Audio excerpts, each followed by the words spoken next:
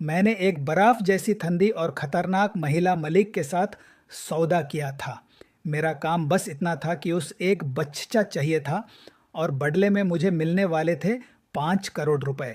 समझौता साफ था, बच्चा पैदा होते ही पैसे लो और हमेशा के लिए गायब हो जाओ। लेकिन किस्मत को शायद मजाक करना पसंद था। एक नहीं, दो बच्चे पैदा हो गए, जुड़वा। उस दिन प्रसव कक्ष के बाहर पूरा माहौल अफरा तफरी से भरा हुआ था। सब लोग बड़े वाले बच्चे के रोने पर ध्यान दे रहे थे और मैंने मौका देखते ही कमजोर आवाज में रोते छोटे बच्चे को उठाया, पैसे लिए और वहां से हवा हो गया। उसके बाद 6 साल तक गांव में चुपचाप जिंदगी जीता रहा। मुर्जे पाले, सब्जी उगाई और अपने बेटे जांग शोमन को इतना खिला पिला कर मोटा ताजा बना दिया कि पूरे गांव की आंटियां उसे देखकर गाल खींच लेती थी। मुझे लगा था मेरी जिंदगी अब शांत हो चुकी है, लेकिन उस दिन सब खत्म हो गया। मैं अपनी पुरानी खटारा 3 पहियों वाली गाड़ी में सब्जी भर कर शहर बेचने गया था। मेरा बेटा पीछे बैठा तामतर खा रहा था कि तभी एक चमकती हुई काली गाड़ी मेरे सामने आकर रुक गई। दरवाजा खुला और एक छोटा सा लड़का बाहर निकला। काला चमकदार कपड़ा, गले में तितली जैसा पत्ता, बाल इतने सेट जैसे किसी बड़े अफसर का बेटा हो। लेकिन असली दिक्कत उसके कपड़े नहीं थे। दिक्कत ये थी कि उसका चेहरा बिल्कुल मेरे बेटे जैसा था, एकदम नकल। मेरा बेटा उस लड़के को देखते ही आंखें फाड़ कर चिल्लाया, पापा, आपने शहर में चुपके से एक और बच्चा पाल रखा है क्या? उसकी आवाज़ इतनी तेज थी कि पूरी सब्जी मंडी 1 सेकंड में चुप हो गई। सब लोग मुझे ऐसे देखने लगे जैसे मैं कोई महापापी हूँ। मेरे हाथ से बंद गोभी लगभग गिर ही गई। पसीना सीधा गर्दन से बहने लगा। बस, आज तो मेरी अंतिम यात्रा निकलने वाली है। मेरा दिमाग घंटी की तरह बज रहा था।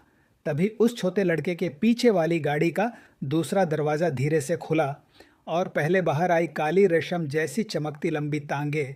फिर वो चेहरा, वही चेहरा जो 6 साल से मेरे बुरे सपनों का राक्षस बना हुआ था। किनबिंग, बर्फ की रानी। उसकी आंखें आज भी उतनी ही ठंडी थी कि आदमी को देखते ही जमा दे। लेकिन इस बार उसके चेहरे पर पहली बार दरार दिखी। उसकी नज़र पहले मेरे किचड़ लगे बेटे पर गई, फिर उस अमीर कपड़े वाले बच्चे पर, दोनों एक जैसे। पूरा माहौल जम गया। मेरा दिल इतनी तेज धड़क रहा था जैसे सीना तोड़कर भाग जाएगा। मेरा बेटा धीरे से मेरे कान में बोला, पापा जल्दी कुछ बोलो, वरना गांव वाली दावा आंटी को क्या जवाब देंगे। मैंने उसका मुंह तुरंत दाबा दिया। चुप कर बदमाश, दावा आंटी नहीं, दावा कुत्ता है, गांव के मुखिया का कुत्ता। मैं जबरदस्ती हंसी निकालते हुए बोला, बच्चा है मैडम, जो मुंह में आए बोल देता है। लेकिन किनबिंग ने मेरी तरफ देखा तक नहीं। उसकी आंखें सीधा मुझे काट रही थी। उसके पीछे खड़े दो काले कपड़ों वाले आदमी धीरे धीरे हमारी तरफ बढ़ने लगे। मेरे दिमाग में सिर्फ एक ही शब्द घूम रहा था, भागो। मैंने बिना सोचे अपनी 3 पहियों वाली गाड़ी का हाथ घुमा दिया। आज दिखा दे पुराने शहर, मैंने चिल्लाया और मेरी पुरानी गाड़ी धुआं छोड़ते हुए मंदी के बीच से बिजली की तरह निकली। टमाटर उड़ रहे थे, केले बिखार रहे थे, बुड्ढे गालियां दे रहे थे और पीछे से आदमी भाग रहे थे। मेरा बेटा एक्साइटमेंट में चिल्लाया, पापा वाह, बिल्कुल चलचित्रा जैसा। मैं गुस्से में बोला, छुप कर, हम जान बचा रहे हैं। लेकिन किस्मत को फिर मजाक सूझा। जैसे ही मंदिर से बाहर निकले, एक बड़ी काली गाड़ी हमारे सामने आकर तेजी खड़ी हो गई। रास्ता बैंड। 2 आदमियों ने मुझे मुर्गे की तरह पकड़कर नीचे घसीट लिया और सीधा चमकती गाड़ी के ऊपर दाबा दिया। मेरा गाल बर्फ जैसी ठंडी लोहे पर चिपक गया। उधर मेरा बेटा एक आदमी की बाहों में लटका हुआ था और दारा हुआ होने की जगह दूसरे लड़के को मुंह बना बना कर चिढ़ा रहा था। तभी तक तक ऊंची संदाल की आवाज़ धीरे धीरे मेरे पास आई। किनबिंग मेरे सामने आकर रुक गई। जंग जी, उसने धीरे से मेरा नाम लिया। बस 2 शब्द और मेरी रीढ़ की हड्डी तक ठंडी हो गई। मैं ज़बरदस्ती हंसी निकाल कर बोला, अरे मलिक जी, कितना अजीब संयोग है, आप भी सब्जी लेने आई हैं। उसके होठों में हल्का झटका आया, लेकिन उसने जवाब नहीं दिया। वो झुककर मेरे बेटे को देखने लगी। उसने हाथ बढ़ाया जैसे उसका चेहरा छूना चाहती हो, लेकिन मेरा बेटा तुरंत पीछे हट गया।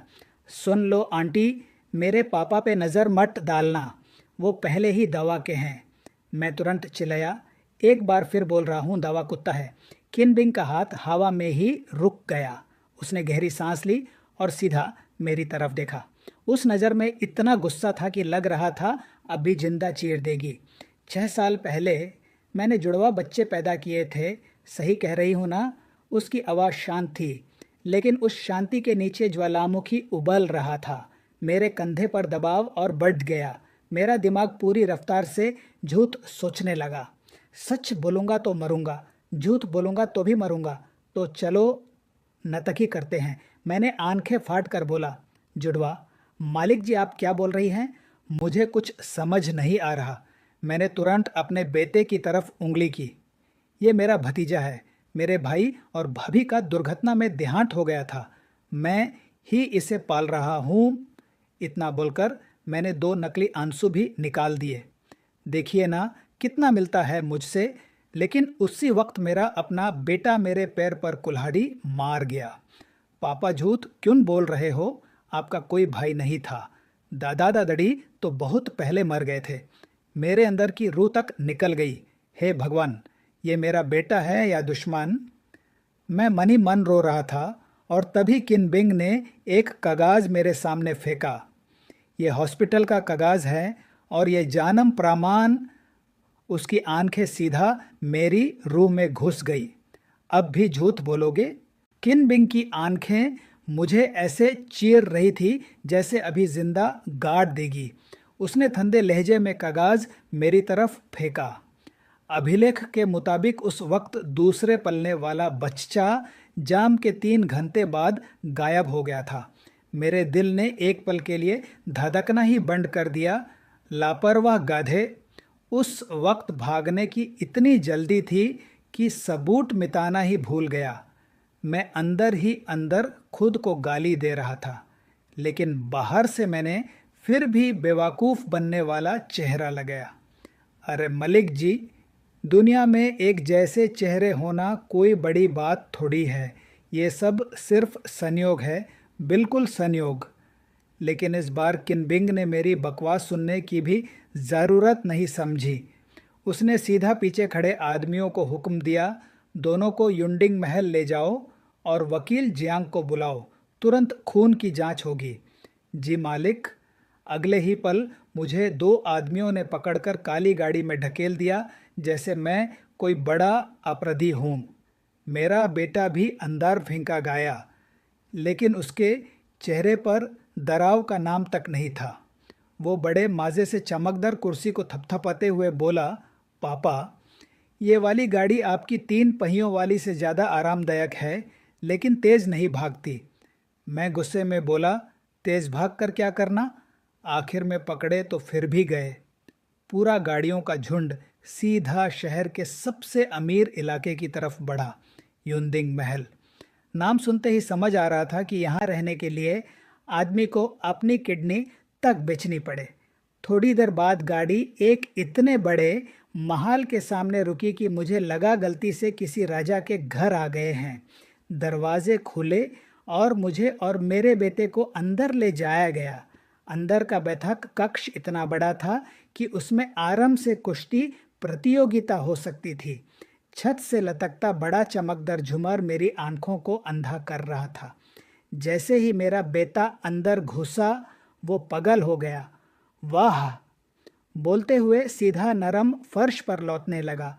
उधर किनबिंग बड़े सोफे पर शांत बैठी थी और उसके पास वो छोटा अमीर बच्चा किनशाओ चुपचाप एक पतली मशीन पकड़े बैठा था।